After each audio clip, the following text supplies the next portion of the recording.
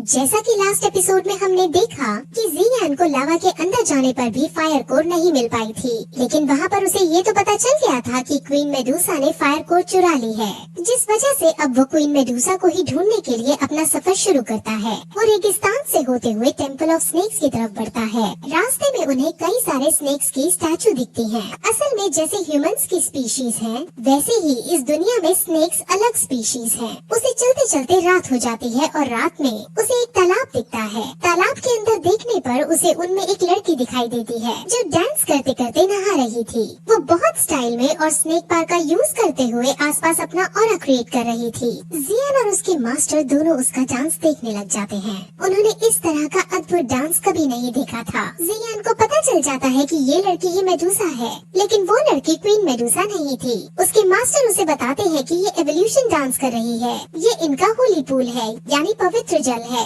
ये यहाँ पर स्नान करके अपनी पावर्स को इंक्रीज करते हैं, यानी अपने आप को विकसित करते हैं। अब स्टेज पर इनको विकसित होने के लिए फायर कोर चाहिए होगा, और इस बात से अब उनको कंफर्म हो जाता है कि क्वीन मेडूसा के पास ही फायर कोर मौजूद है। अब वो उस लेडी को देख ही रहे होते हैं कि लेडी समझ जाती है कि कोई उसे देख रहा है। वो तुरंत अपने आदमियों को बुलाती है और उनमें से यूमई को जियान को मारने का ऑर्डर देती है। यूमई तुरंत जियान को मारने उसके पीछे भागती है और जियान अपनी जान बचाकर उससे दूर भागता है, लेकिन यूमई फाइनली जियान को पकड़ लेती है और उन दोनों में काफी ज्यादा एक्सटेंट लेवल पर फाइट होने लगती है। यूमई बहुत ज्यादा शक्तिशाली थी, जिस वजह से जियान हारने लगता है। यूमई अपनी स्नेक पावर का यूज करते हुए उस पर बुरी तरह भारी पड़ती है और जियान काफी कोशिश करने के बाद भी वहाँ से दूर नहीं भाग पा रहा होता है। यूमई उसकी एबिलिटीज को देखकर बहुत ज्यादा शॉक होती है, जिस वजह से वो उसे जिंदा पकड़ना चाहती थी, लेकिन जियान अपनी फुल स्ट्रेंथ का यूज करते हुए यूमई के फेस पर एक खरोच मारने में कामयाब हो जाता है। यूमई को अब ये बात सहन नहीं होती। उसके फेस पर यानी उसके सुंदर फेस पर अब एक खरोच आ चुकी थी।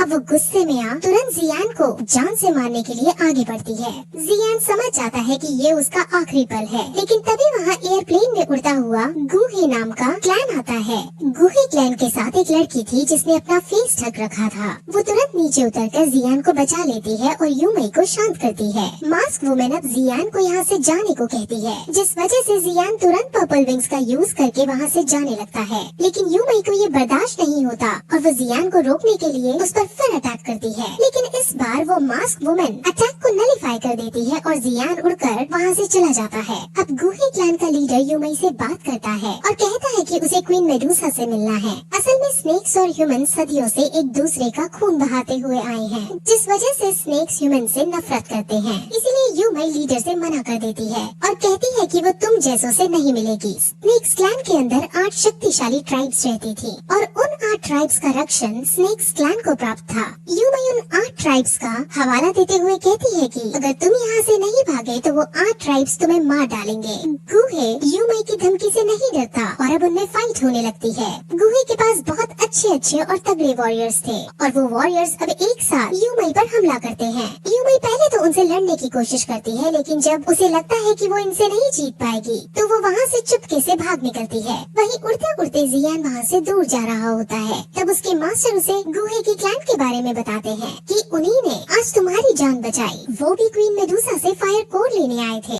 अब जियान अपने मास्टर का इशारा समझ जाता है और ये डिसाइड करता है कि वो क्वीन मेडूसा को गुहे से लड़वाएगा और खुद उनकी लड़ाई के बीच आकर फायर कोर को हासिल कर लेगा। अब वो दोनों सीधे टेम्पल्स की तरफ जाने लगते हैं, क्योंकि क्वीन मेडूसा टेम्पल के अंदर ही मौजूद है। जियान वहाँ एक स्नेक्स की टोली देखता है। वो एक स्नेक को किडनैप करके उसके कपड़े पहन खुद स्नेक वुमेन बन जाता है और उनकी टोली में शामिल हो टेम्पल्स के अंदर जाता है। वहीं अब हमें क्वीन मेडूसा को दिखाते हैं और उसके पास फायर कोर मौजूद है।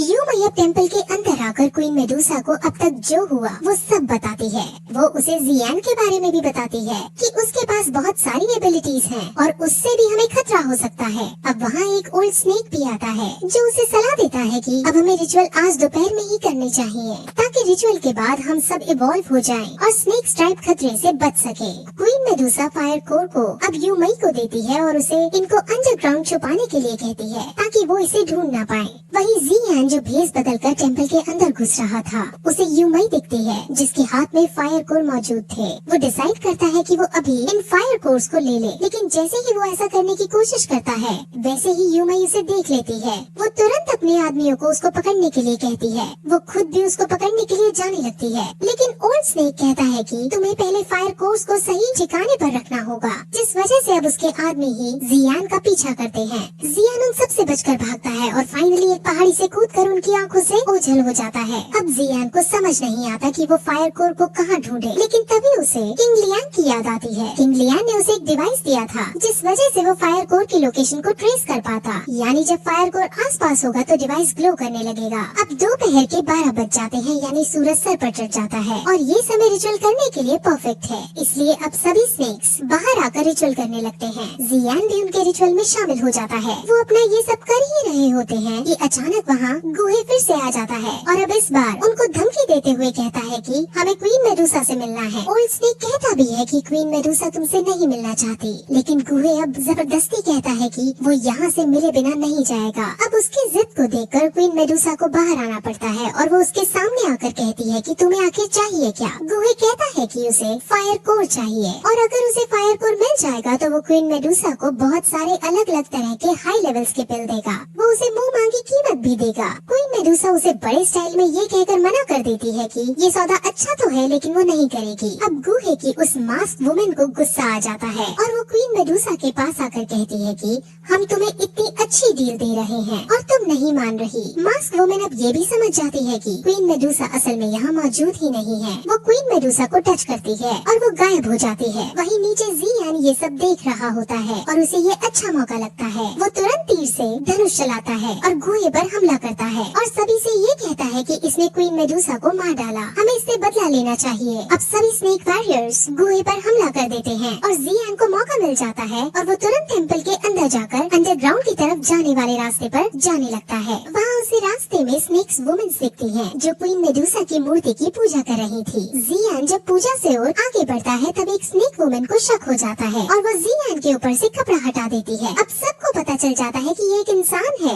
वो स्नेक वुमेन तुरंत जियान पर हमला करती है। हालांकि जियान बहुत शक्तिशाली योद्धा है, लेकिन वो स्नेक वुमेन के सामने हल्का पड़ता है। स्नेक वुमेन अब जियान पर फुल स्ट्रेंथ से हमला करती है और जियान अब अंडरग्राउंड जाने वाले रास्ते पर जाकर गिरता है। वहाँ पर कई सारे ट्रैप्स रचे थे। वहाँ अलग अलग हथियार की टाइल जमीन में बिछी थी। जियान एरो टाइल पर गिरता है जिस वजह से बहुत सारे एरोस उसके ऊपर आकर गिरने लगते हैं। अब स्नेक वुमेन को भी इस जगह के बारे में नॉलेज नहीं थी और उसके ऊपर भी एरो गिर रहे थे। जियान तो कैसे न कैसे करके उन एरोस से बचता है, लेकिन कई सारे एरोस स्नेक वुमेन को लग जाते हैं। अब स्नेक वुमेन को गुस्सा आता है और वो तुरंत जियान पर फुल स्ट्रेंथ के साथ वॉर करती है, लेकिन अब इस बार उसका मास्टर उसका साथ देता है और अपने मास्टर की पावर्स का यूज करते हुए जियान उसे मार डालता है। उसके मास्टर अब उसे इसके नीचे जाने का रास्ता खोजने को कहते हैं, लेकिन जियान रास्ता खोजने के बजाय जमीन में ही जोर से अटैक करता है जिससे जमीन टूट जाती है और जियान नीचे गिरने लगता है। जियान का प्लान था कि वो नीचे गिरते वक्त पर्पल विंग्स का यूज करेगा, लेकिन इस अंडरग्राउंड जगह पर उसके पर्पल विंग्स काम नहीं करते और वो नीचे गिर जाता है। हालांकि एक पेड़ पर गिरकर वो बच जाता है, लेकिन अब उसके मास्टर उसे समझाते हैं कि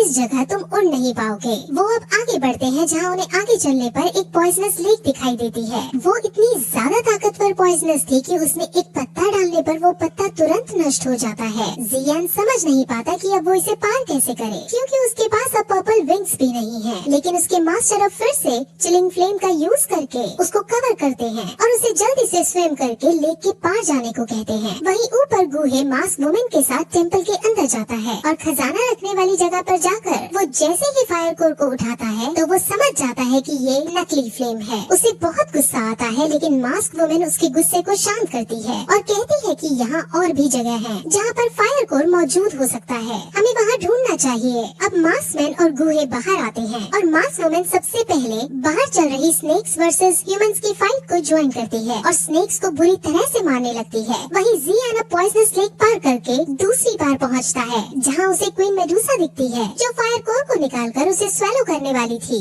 वहीं क्वीन मेडूसा जियान को देख लेती है, लेकिन इस बार वो उस पर अटैक करने के बजाय ये सोचती है कि इस लड़के ने पवित्र तालाब से लेकर यहाँ तक मेरा पीछा किया है और अभी तक ये सही सलामत है, यानी इसके अंदर जरूर कोई न कोई बात है।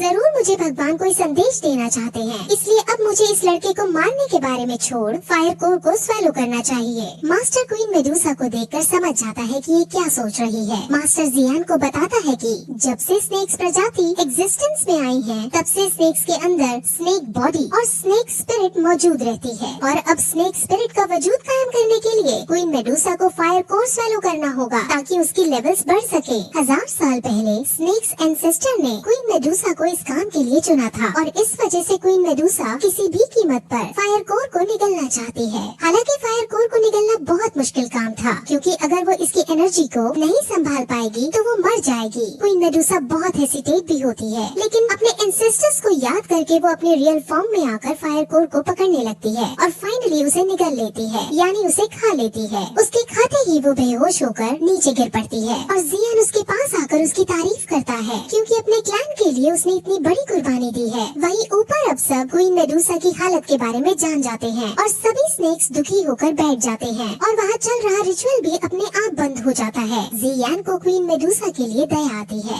लेकिन जियान को भी 3 साल बाद वाले एग्रीमेंट को पूरा करना था और उसे भी अपने परिवार के प्रति जिम्मेदारियों को निभाना था, इसलिए वो भी फायर कोर को हासिल करके ही रहेगा। और अगर उसकी भी मृत्यु इसको प्राप्त करते वक्त हो जाती है तो भी वो खेद नहीं करेगा, यानी पीछे नहीं हटेगा।